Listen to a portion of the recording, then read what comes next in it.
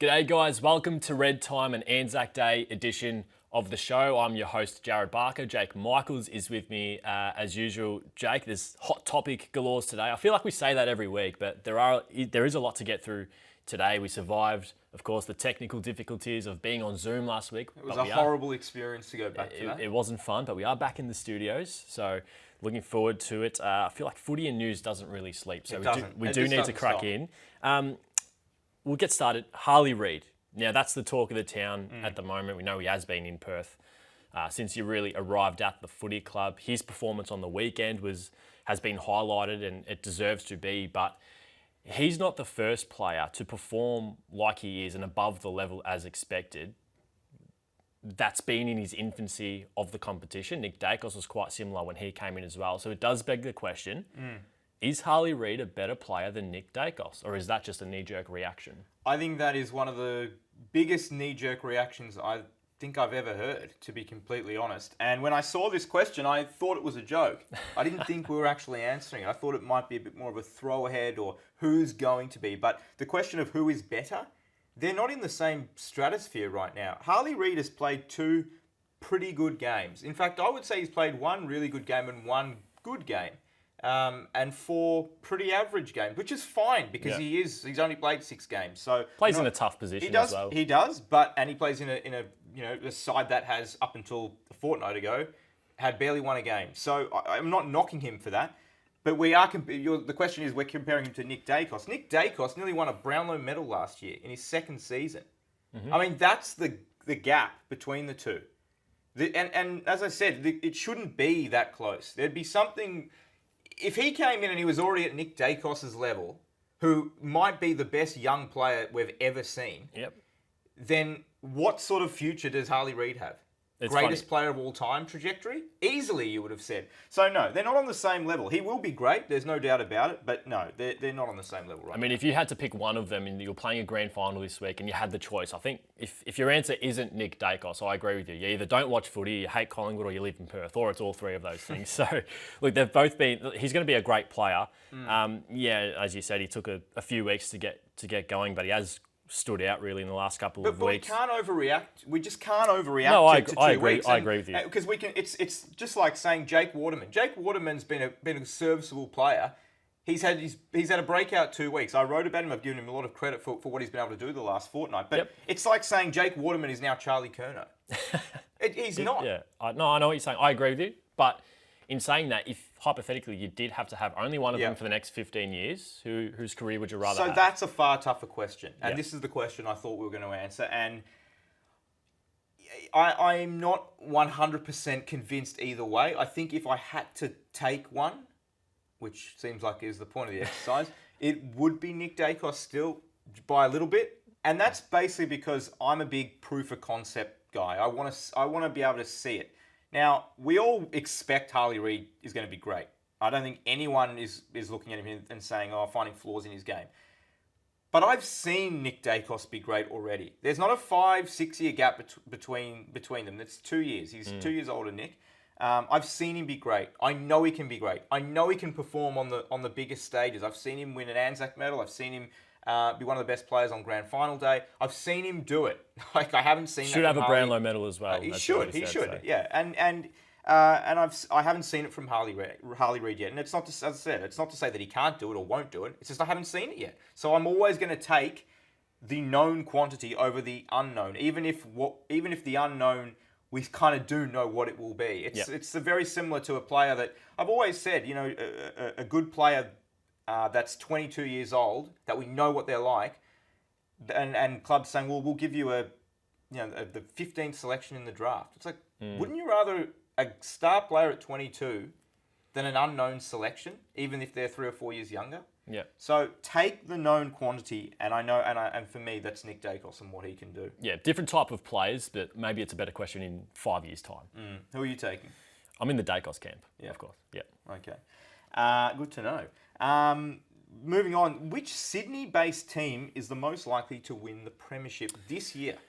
Yeah, most likely it is essentially who do you believe in more to be able to actually go the distance and win the flag. It's tight. I mean, they're both really good chances, obviously, both pushing for top 4 this year. And we know what I've said about the Giants as well. I rated them as the number 1 team in the competition when You were ahead of the curve on that. I've got to give you credit. I did line up every single list and I ranked them as number 1. Man for man, I think their best 22 has more quality in it than any other team in the competition. Yet they weren't my premiership tip. And I still feel like I'm going to lean towards Sydney with this, which seems a bit weird. As I said, it's really tight. Both teams are 2nd and 3rd for marks inside 50. They're both in the top 5 for general inside 50s, 2nd and 3rd for shots on goal. So they're pretty confident with the way that they move the footy. They can be really effective. Both top 5 for intercepts as well, so they can win the ball back. That's what makes this so tough because they are quite evenly matched. I think the Swans are a better pressure and tackling team, which has been evidenced by their first 6 games of the season. So yeah, I know I ranked the Giants number 1, but when you say believe in, look, Callum Mills and Luke Parker have to go back into this Sydney team.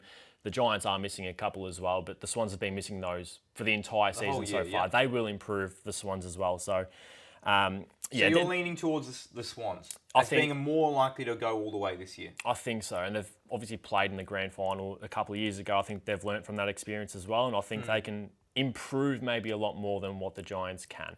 Even though player for player, I think the Giants do have more quality. Winning a flag takes a lot more mental stability and strength to win it, and I think that's what the Swans have. Yeah, so I disagree. I think it's the Giants. I think the Giants are the team that is more likely to go and do it. But a big caveat for me with this one is health, and I think we need to look at both teams as if they are fully healthy, because if they're not, then the edge probably does go to Sydney, and we've seen it with important players. You just mentioned a couple of players that haven't played this season as yet, and they've been one of the best sides so far. They haven't skipped a beat. Whereas we saw Sam Taylor go out of the side last week, and obviously they played a good team in Carlton, and they lost, and they looked like they really missed him. So he won't play again this week. So I think that the reliance on key players, there's probably a little bit more with the Giants. But I do think the potential to go further if they're both healthy is also with the Giants. They're elite across the board. They have very few weaknesses, as you pointed out. They're the number 1 scoring team, brilliantly coached. I think Adam Kingsley might be the best coach in the sport right now with the way he's not just his game plan, but the way he can make changes within games as well. They've obviously won 16 of the last 20 games going back to last year. So an obvious form side, and not just what they've been able to do this year.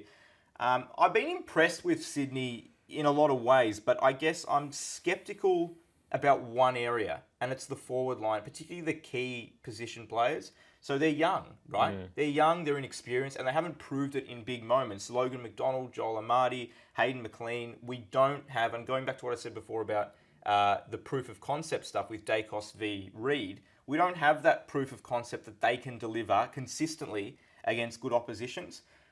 So that's a big concern and worry for me, particularly against a side like the Giants who score heavily. They're going to have to match them.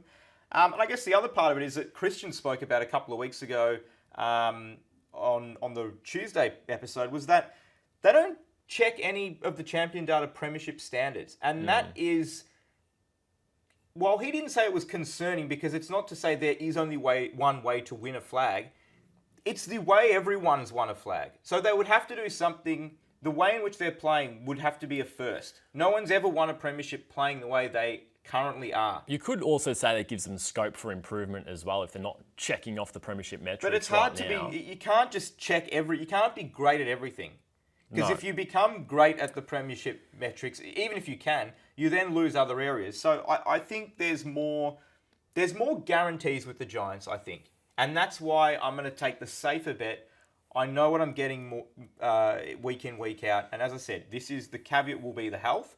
And if they are both healthy, I think it is more likely going to be the Giants going further than Sydney this year. It's a fair call. That would be a pretty fun grand final, I think, the Giants and the Swans. Well, they play a lot in finals. I think they have met a couple of times. Yep. Indeed, they have. And looking forward to those battles throughout the season for sure. Moving on to the Kangas, can you see this North Melbourne team actually winning a game this season? Will they become the first winless team since Fitzroy in 1964? I can't believe we're doing this question. I knew this question was coming this year. I didn't know whether it was going to be round 5, round 7, round 12. I knew it was coming at some point this year. Yep. Look, If the answer is will they or won't they, and we're only a quarter of the way through the season, of course I'm going to have to go with yes, they will win one. Mathematically, history, everything says that they should win one game. But if you ask me, put a percentage on it that they won't? What chance do you give that? I reckon it's about a 3 or 4% chance that they go through the whole year and don't win a game. Like I'm going to say that they will, because I think you're crazy to say that a team's going to win. A team hardly ever goes through a season or whatever games. But yeah, it's not to say that it's 100% guaranteed that they do. Clubs will be confident against them, going up against them. There's no match that you can pinpoint right now looking at their fixture. But yep, they win that game. Yeah, well, they'll never be favourite. They're never going to start a favourite. They'll play West Coast twice. Then they're not going to be favourite in either of those games, I wouldn't imagine. And they're certainly not going to be favourite against anyone else. But that was the same with West Coast last year. They weren't favoured in any game, and they won 3. So it's not... You would expect them to win one. And you look at their next run of games, it's not overly difficult. Crows, Saints, Suns, Bombers, Power, Eagles. Like, you don't think they can win one of them? Forget the next 10 that they've got after that. You don't reckon they can win one of those games? It wouldn't shock me if they do win one of those games. Yeah, absolutely. I'm not putting my life savings on it, but I think I hope you're not. You'd have to think that they're gonna win one. Yeah, I mean, surely it's a grim position for the club to be in. It's sad to see this rebuild after rebuild after rebuild within one big rebuild. You know, these last half decade that the club's been through, they've really suffered from that revolving door of some players leaving and then bringing in rejected players from other clubs, which hasn't helped them. And reports in the last couple of days that Luke Davies-Uniacke might be putting his contract talks on hold. He's a free agent at the end of 2025. And that would just be heartbreaking. It'd be shocking. And Cam Zohar this year as well. Yeah. I mean, they cannot afford to lose those players. They can't lose those just key players. Exactly right. That's hurt them a lot. And Ben Mackay last year. I start to feel sorry for guys like Nick Larkin, Harry Sheasel, who put their faith in the club and signed long term. Now, they're the players that you do want to lock away. But the only thing I'll say, and we spoke about this on Tuesday's podcast, they can look at what Carlton's done. Now, Carlton were quite poor in the middle of last decade with a couple of wooden spoons, but we spoke about that draft in 2015 and bringing in those players and just letting those players grow together and making sure they don't leave, build a good culture at the club, and now look at them. Carlton are arguably the premiership favourites. It's just Brisbane will like that as well once upon a time. Correct, but it does happen. It does happen if you do stick together. It can happen, but you need a lot to go right. There aren't many examples of a team in one draft picking up full forward, centre half forward, and full back for the next 12 years. The Roos have done it differently with trying to bring in midfielders and trying to grow around the midfield. So Sheasel and Zane Dersma, Colby McKercher, and George Wardlaw. And that's what they have to do. But they have to just get as much talent in there as they can. We spoke about this about West Coast a few weeks ago. These teams need to get as many young, talented kids through the door as they possibly can, and then figure it out from there.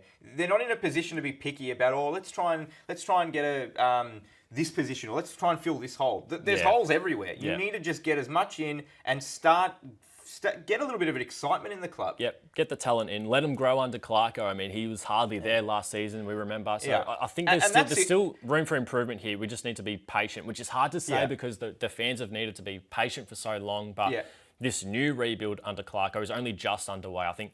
Can you imagine if they don't win a game under Clarko? How does that affect his legacy? Not to go on another tangent, but it'll only affect his legacy if he leaves without taking them to finals. This is where the patience thing comes in. I think he's things, the first things coach can in 50 plus years to have a season in which you don't win a game when he's viewed as the best coach of the modern... You're only as good as the players you've got. Well, it's of not course you are, but Clarko. that's what I've been screaming for years, and no one seems to say that. So it should...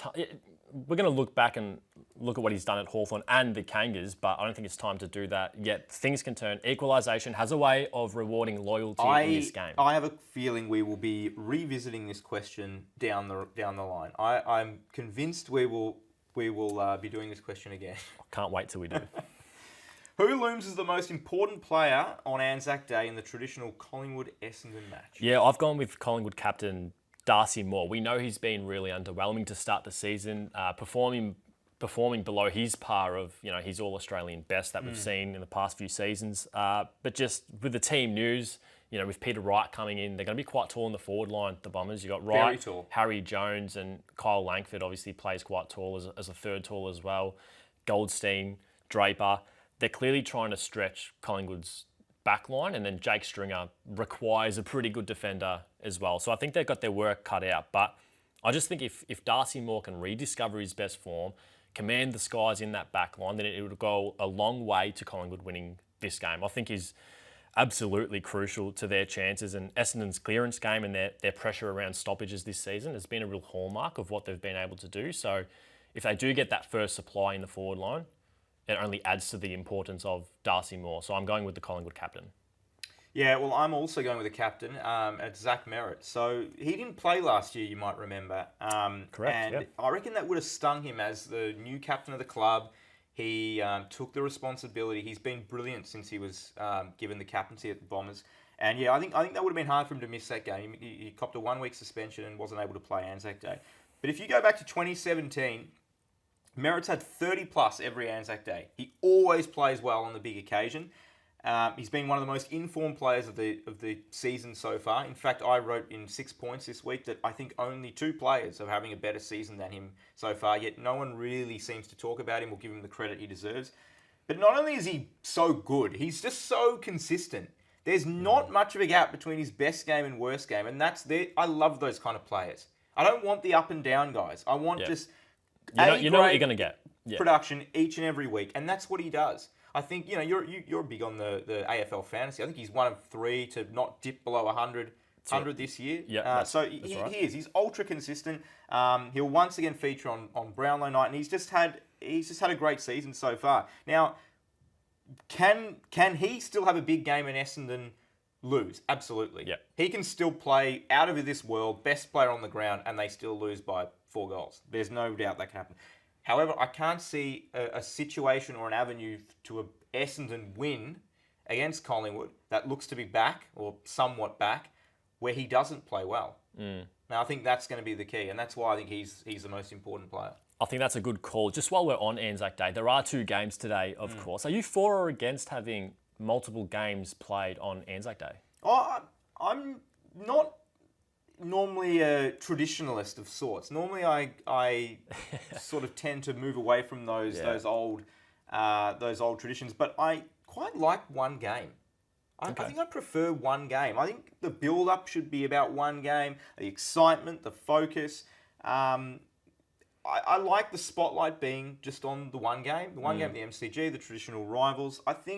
Do you think it takes away from... I think it cheapens it a little bit. When you have multiple games, even if it's just 2, I think it cheapens the Anzac game because it becomes 2. It's not as unique anymore. Now, some have said that, well, should it always be Essendon Collingwood?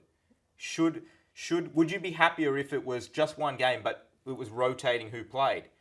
I don't necessarily think that should be the case either. Yeah. I think the history and the rivalry is well established now, and I would happily see it to be an Essendon Collingwood game on Anzac Day for as long as I'm around. Yep. I'm not for or against it. I don't know if it takes away from the Essendon Collingwood game. I don't know if the traditional game takes away from the other game and whether people care about that one as much just because of how big the build-up is. Yeah. But yeah, maybe it just depends on what the other matchup is. Going back to something late last year when Damien Hardwick said that 80% of Gold Coast's first premiership team was already on the list when he arrived as new coach. Seeing what we've seen so far in the first quarter of the year, do you believe that statement is accurate or was he totally off the mark? I mean, he said that in front of his team, right? So he has to give his new side and players confidence that what they're going to be building is actually worth it. So I see why he said it. I think the quote was 80% of our first premiership side is sitting in this room, again, giving them confidence. I mean, the first thing that I do is look at the key position players and see what the crux of the team actually looks like. When he says 80%, I'm not looking at that technically. I'm not going through the list and seeing if genuinely... Why not?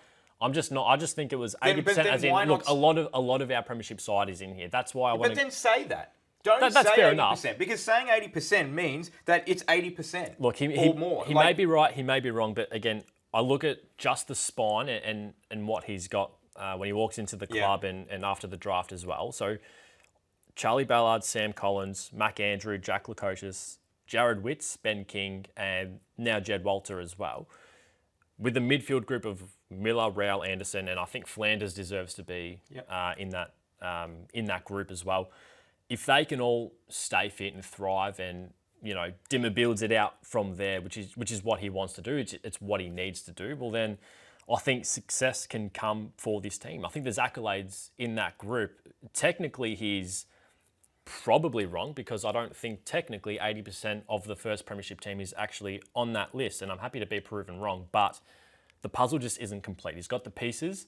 He might not have the depth yet, but while I don't think it's happening for him this year, I think it's a work in progress. But I wouldn't put it beyond him because Richmond didn't have the best list in the competition as well. Damien Hardwick just knew how to get the best out of his players, and what's to say he can't do it at the Suns as well? Look, it's not to say that he can't do that, and it's not to say that the Suns won't eventually be a premiership team under Damien Hardwick, but his statement was nuts. It's just, it was miles off the mark. You can see why. You can be super optimistic about them. Like I was pretty warm on Gold Coast going into this year. I had them potentially finishing 8th. I thought they were going to be a much better side. I really respect and admire Damien Hardwick as a coach. I think he was going to be a difference maker. They've had some good moments this year. They've had some poor moments. They feel a bit Gold Coasty still, which is a little worrying. Yep. But I've looked at their list and just taken the most optimistic view as possible, going through every player. Now, I'm not including the players that they picked up in last year's draft because he said this before then. But I'm just looking at the lists they have and the players they have and how many do we actually think are potentially going to be on that premiership side if they were to win one. And I think it's only Flanders, Fiorini, Ainsworth, Ballard, Miller, Lukosius, Weller, Anderson, Rowell, Humphrey, Collins, Powell, Witts, King, Andrew. That is taking the most optimistic. I was trying to keep count. Was that 16? That was 15. That's 65%, right? And that is the most optimistic view of it. Mac Andrew, are you convinced he will be a premiership player if they went all the way? Lockie Weller, I mean, is he going to play? Is he going to come back from injury and play again? There's a lot of question marks there. So I think he's miles off. I get that you want to instill confidence, but why not say what you said? Say, a large chunk of it is here, or we're going the saying. Do what Brendan Bolton did when he went through the Carlton spine and saying, bear with us because this is going to be a spine that we're going to have for the next decade. Yeah. Maybe the focus should be on the midfield. Maybe the focus should be, Witts, Miller, Rowell, Anderson, Flanders. We have the best core midfield group, and young as well in the competition. Focus on things that are true rather than pulling things out of the sky that just aren't. And I think that is that's where he's gone a little wrong, because I still think they have a lot of holes. There's not just a couple of players that are going to come in and take this side to the next level. Yep. They're just not. Yep. There's still a lot of issues that they have, and they very rarely are able to put a full four-quarter performance together. And that's just not the hallmark of a good side. Fair enough. Hey, this question is right in your wheelhouse. After 6 rounds, which player is most likely to win the Brownlow medal? Well, I think most people will say Isaac Heaney because they assume he's probably polled votes in every game he's played so far. Mm-hmm. And while I agree he would be leading, I don't think he would be the best bet right now to win. He's now the Brownlow favourite. I think the player that is most likely right now to win it, and my pre-season pick was Marcus Bontempelli. First time I'd actually picked the Bont to win it. I know a lot of people pick him every year. He's been stiff a couple of times. But he has been stiff, and I thought, this might just be the year he does get home. I'm not changing yet. I'll still stick with Bont. He's not going to be far behind. But Patrick Cripps is the one to keep an eye on. He's obviously won it before. I've got him sitting second at the moment, 10.5 votes behind Heaney on 13. So it's close. It's one best on ground. He's back in front. His numbers across the board are very similar to his 21 Brownlow year. Disposals, contested possessions, tackling, clearance, inside 50s, all that stuff. All the main numbers are very, very similar to when he won it. But there is one big difference to that year. Do you know what Carlton's record was 21? It was 11 and 11. So 50, a 500, a true 500 season, and he won the Brownlow medal with 29 votes. Yep. At worst, what's Carlton's record going to be this year? 15-8, you reckon? Say 15 Potentially wins, yeah. 16 wins. I think most people would say, well, that would be probably worst-ish case scenario to finish around there.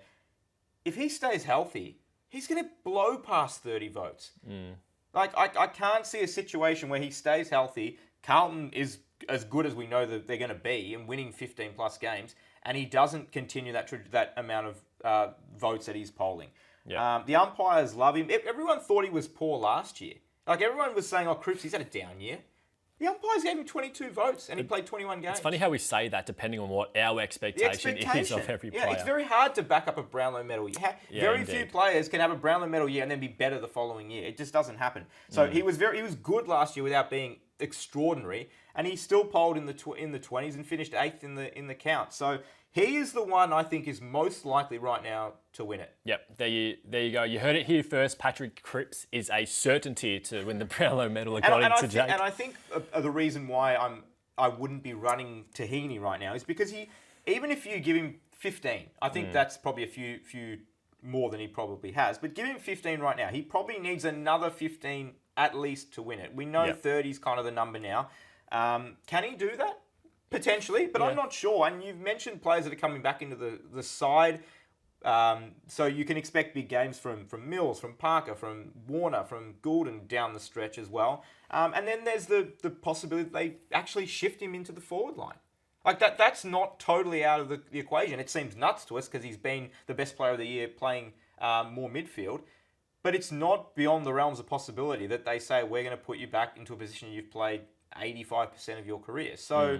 I think that's a reason that I'd be a little scared off because obviously we know that it's much harder to poll votes there. So, it's Cripps for me at the moment. Just quickly, to those who don't know, explain how this predictor works because it does differ somewhat to the usual predictors that you see out there. Yeah, I've explained it a few times. So instead of going 3-2-1 for every game, which most will do, it still will allocate 6 votes, but I can break them down a little bit more. So if there's a player that's clearly best on ground, I'll give them 3, and then I can go down from there. If there are 2 players that were head and shoulders above everyone else, instead of giving 1 3 and 1 2, I'll give them both 2.5, and it kind of evens out a bit more over the course of the season. You get a bit more of an accurate result over the course of the season. So you're only going to be 0.5 off.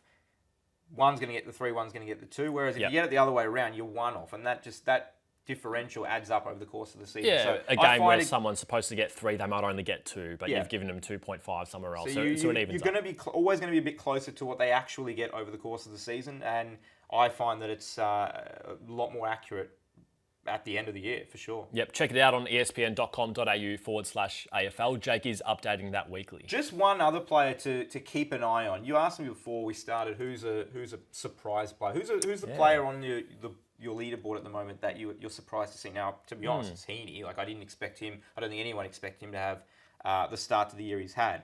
But the other one, I reckon, just another player to keep an eye. He's not going to win it. He's probably not going to be top 10. But if I was putting money on a player to finish top of and gamble responsibly to finish top of their team right now, it would be Max Holmes for the Cats. Interesting. Now, the Geelong is very rare, and they don't have high possession winners. They don't have players through the middle of the ground that consistently get 30 and win stacks of clearances and contestable. They don't have it. Undefeated as well at the moment. They're undefeated. They're winning games. I've given him 6 votes. I think he's been in their 2 best players 3 times. So going back, it could be a 3 there, it could be a 1, a couple of 2s. And his speed and ball use and run on the outside is eye-catching. The umpires notice it, so he stands out. And as I said, there aren't too many players in that team. Cameron will have his big games. I think Dangerfield, his big games are more. This is not as many as there used to be. He's getting older. Tom Stewart can have games, but again, it's harder to poll votes as a defender. I think Max Holmes is a massive chance to top Geelong's count, and I wouldn't be surprised if he finished high teens, even close to 20. Interesting. Really do. We'll keep an eye on that.